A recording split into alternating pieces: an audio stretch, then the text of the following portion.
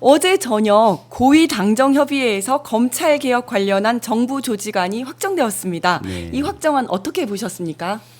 사실은 이제 많은 논의가 있었죠. 네. 그리고 지난주인가요? 총리가 주재해서 이제 행안부 장관, 법무부 장관 모여서 회의도 했었고, 그러면서 이제 가닥이 이제 행안부로 중수청이 가는 것으로 가닥이 좀 타지면서 최종적으로 어제 다른 기관들에 대한 개편 발표와 함께 이제 검찰청 해체 관련된 발표가 있었던 것 같습니다.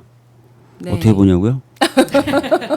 네. 아니 그리고 또 네. 검찰개혁 특위위원이셨잖아요. 같이 하시잖아요. 네네. 사실 21대 때부터 논의를 해왔던 방향이고요.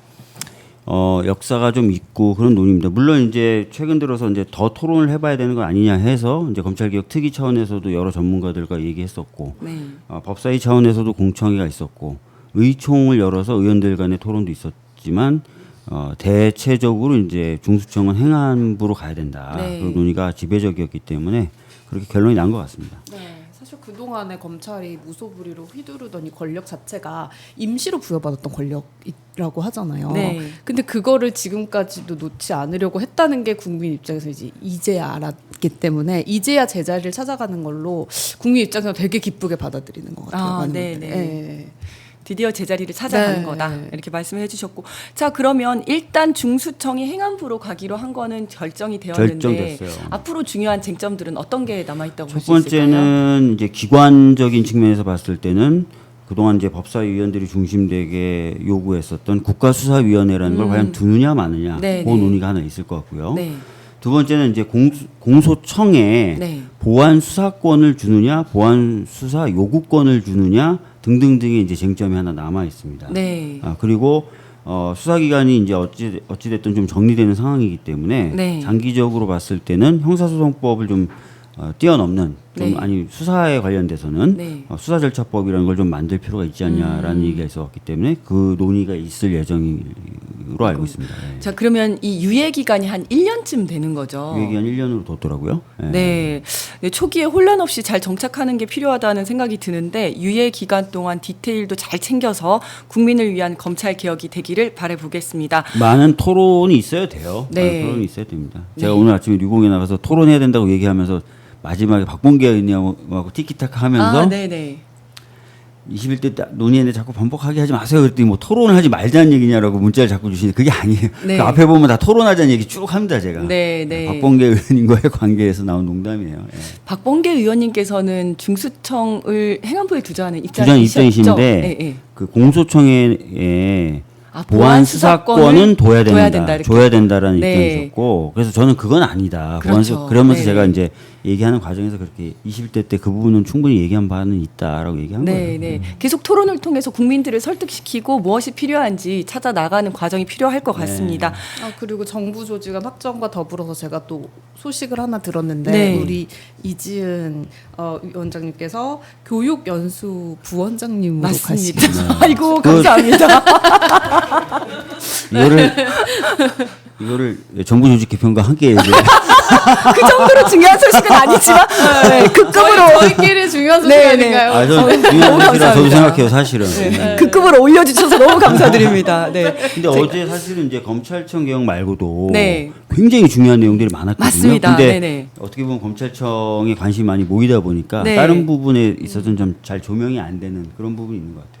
네, 맞습니다. 방금 잘 기재부 분리도 대단한 거거든요. 그렇죠. 잘 네. 지적해 주셨는데요. 기재부 분리 방안도 확정이 된 그러니까요. 거죠. 저거 엄청난 거예요. 네. 그동안 이제 기재부가 좀 과도한 권한을 가지고 행사를 하면서 사실은 여러 가지 어떤 개혁적 정책들을 막아왔다라는 의심도 받아왔는데 네. 기재부의 권한을 나누는 것으로 정리가 됐습니다. 그래서 상당한 변화가 예정돼 있다. 이렇게 보시면 될것 사실 그 같습니다. 예전에 코로나 뭐 추경 이런 네. 거 있을 때도 기재부에서 반대해서 좌절되고 이랬던 경우도 맞아요. 있었잖아요. 네. 맞습니다. 그래서 기획재정부가 기획예산처와 재정경제부로 재정경제부. 나눠지는 거죠. 그래서 기획예산처는 국무총리 소속으로 예산 편성 및 배분 그리고 중장기 국가발전 전략 수립을 담당을 하게 네. 되고요. 재경부는 경제정책 총괄 조정 그리고 세제 국고 기능 등을 수행을 하게 됩니다. 그런데 참 이렇게 갈라지다 보면 다들 내부에서 여기에 대해서 또 반대 목소리도 나오고 할 텐데 정말 검찰 개혁만큼 이렇게 반대하는 목소리가 큰 조직은 없는 것 자기네들이 같아요. 공무원이라는 생각이 별로 없나 봐요. 그렇죠. 그 인사에 대해서도 뭐라 그러고 뭐 조직 개편에 대해서도 뭐라 그러고 다 나와서 한마디씩 하잖아요. 맞습니다. 저런 공무원이 없죠. 예. 스스로도 자신들이 공무원이라고 별로 생각을 안 하는 것 같아요. 스스로도 안 하고 또 더 황당한 건 본인들이 헌법 기관이라고 자꾸 생각해요. 맞습니다. 그러니까 뭐 헌법에 검사라는 명칭이 나오긴 하지만 그 검사의 역할에 대해서 헌법에 규정하고 있는 건 다 아시겠지만 영장을 청구하는 통로로서의 의미밖에 그렇죠. 없잖아요. 네, 네. 뭐 수사를 하라라든지 기소를 하라라든지 이런 게 하나도 없는데 네. 마치 수사권이라든지 기소권이라든지 이런 게 헌법상 권한인 것처럼 자꾸 얘기해요. 대표적인 사람이 누구다? 한동훈 전 장관. 그렇죠. 네, 네. 본인이 이제 권한쟁의 심판을 내면서 맞습니다. 저희가 했던 검경수사권 조정 법안에 대해서 검사의 헌법적 권한을 침해했다고 냈는데 헌재가 수차례 얘기했습니다. 아니다. 법률적 권한일 예, 뿐이다. 헌법에 검사 보고 수사하라고, 헌법에 검사 보고 기소하라고 한 마디도 안 써져 있다. 네. 예, 이게 헌재의 누적된 결정내죠. 맞습니다. 네, 지난주 국회도 아주 바쁘게 돌아갔었는데요. 국민들이 보시기에 좀 놀라운 장면이 있었습니다. 바로 관봉권 띠지 분실 관련해서 검찰 수사관들의 태도였었는데요.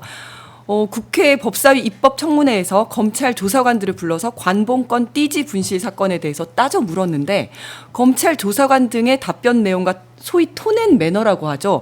이게 굉장히 황당했어요. 너무 화가 났어요. 네, 어떻게 보셨어요? 저는 이걸 보면서 정말로 이 검찰 개혁이 진짜 너무나 시급한 문제였구나라는 네. 걸 다시 한번 깨달았다는 게 국민들을 대신해서 나온 국회의원들보다는 본인들 위에 있는 뭐 검사라든지 뭐 그 위에 있는 뭐 같이 있는 언론이라든지 언론의 네. 보도라든지 이런 거를 훨씬 더 무서워하기 때문에 저런 태도로 나오는 게 아닌가. 맞아요. 저 걸리면은 뭐 징역 5년 정도 되는 거 아닌가요? 뭐 그쵸? 증거 인멸도 되게 큰 죄고 위증을 했다면 또 위증죄도 별도로 또 처벌받을 수 있어서 가벼운 그렇죠. 대책은 아닌데 김필성 변호사라는 분이 잘 지적했던 것처럼 수사도 검찰이 하게 되고 기소 여부 결정도 검찰이 하게 된 상황에서 검찰 눈에만 들면 네. 아무 책임이 없는 거죠. 그러니까 네. 국회의원들을 전혀 두려워하지 않고 당연히 그 국민들은 더 두려워하지 않는 그런 모습이 너무 화가 났다. 저는 되게 깜짝 놀랐던 게 남들 다 폐기에 비옵시었더라 이걸 갖다가 집에서 그냥 혼자서 얘기할 수도 있고 친구랑 얘기할 수는 있지만 네. 어떻게 그렇게 써진 거를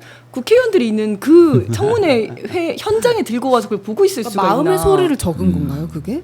그렇겠죠 아무래도. 예. 누구를 향한 마음의 근데 소리? 이제 였는지. 예전부터 제가 이제 법사위 쭉 했을 때도 네. 그렇고 얘기 들어왔던 거 보면은 검사나 판사는 정치인들 두려워하지 않습니다. 네. 특히 특수부 검사들 더하죠. 예. 그러니까 자기네들이 세상을 구하고 좌지우지하고 권력도 만들고 권력도 죽이고 다 할 수 있다고 생각해요. 본인들이 네. 국회의원을 수사를 했으면 했지 했으면 너네가 좀 나를 뭘 죽이고 살리고 니네 못한다. 감히 국회에 그렇죠. 나왔을 때만 잠깐 고개 숙이는 것처럼 하지요. 근데 실제로는 그런 마음 1도 없습니다. 예. 네. 본인들은 고시 하나 붙은 것밖에 없는데 고시 한 번 붙어가지고 평생 저 권한을 행사하잖아요. 그러니까 이 모습을 이재명 대통령도 보셨던 것 같아요. 네, 네, 맞습니다. 그래서 이재명 대통령도 검찰 수사가 아닌 새로운 방안을 검토하라는 지시를 내렸는데요. 어떤 방법이 있을까요? 특검이 수사하는 방법이 있겠죠. 네, 뭐 아시다시피 김건희 특검법에는 수사 대상을 16가지로 열거하면서 네. 그 중에 하나로 수사에 대한 은폐 축소 이 네. 부분도 수사 대상이 되도록 만들어놨어요. 그럼 딱 떨어지잖아요. 딱 떨어져요. 그죠? 예. 예. 그래서 뭐 특검이 할 수 있는데 그건 뭐 특검이 알아서 판단하는 문제인 것 같고요. 네, 네. 대통령님이 아마 별도의 방법을 고민해 보라라는 건 이제 더 센 뭐 감찰이라든지 아니면 뭐 다른 방법들 네, 네. 더 강구해라라는 말씀이 되겠죠. 네, 맞습니다. 그리고 민주당이 5천만 원 관봉권을 압수했던 남부지검의 건진법사 초동수사팀 전원을 국회로 불러서 관봉권 띠지 분실 경위를 캐물을 예정이라고 하는데요. 어떻게 보십니까? 저는 필요하다고 보거든요. 네. 그러니까 지금 어디서 꼬리 자르기를 하고 있는지 지금 모르는 거잖아요. 맞습니다. 수사관이 거짓말을 하고 있는 걸 수도 있고, 네. 뭐 그냥 정말 보지 못했고 그냥 모른다고 해라고 지시를 받은 걸 네, 수도 있는 네. 거니까 뭔가 처음부터 이제 어떻게 된 것인지 알아볼 그 필요는 있다고 생각해요. 분명히 저 수사관들이 답변하면서 그렇게 얘기했어요. 모여서 답변을 고민하고 준비했다. 네. 이 얘기했어요. 네. 그럼 다 나와야죠. 그렇죠. 모여서 준비했다는데 뭐. 맞습니다. 예. 그리고 이야기하기를 자기들은 그거를 본 적이 없는데 위에서는 야 그 띠지 잘 보관해라라고 얘기했다라고 얘기를 했다. 그러니까 우리랑 앞뒤가 안 맞아요. 그렇죠. 검찰이랑 얘기하는 게 다르다 이런 얘기를 분명히 했기 좋아요. 때문에 예. 그렇다면 다 나와야죠. 그렇죠. 다 나와야 된다고 근데 생각합니다. 황당했던 게 4월에 저게 보도가 처음 되잖아요. 네. 관봉권이 발견됐다. 네, 5천만 원 정도. 그때 독자 제공으로 한국일보가 사진을 실어요. 독자 제공요? 독자 제공으로. 아, 그랬군요. 네. 네. 그러면 처음에 누구인지 모르지만 독자가 입수했을 때는 네. 그대로 있었다는 비닐에 거잖아요. 싸져 있고 다 있었다는 그렇죠. 거 아니에요. 네, 네. 근데 그 무렵에 이제 저 띠지가 분실됐다는 걸 상부가 알았다는 건데 네.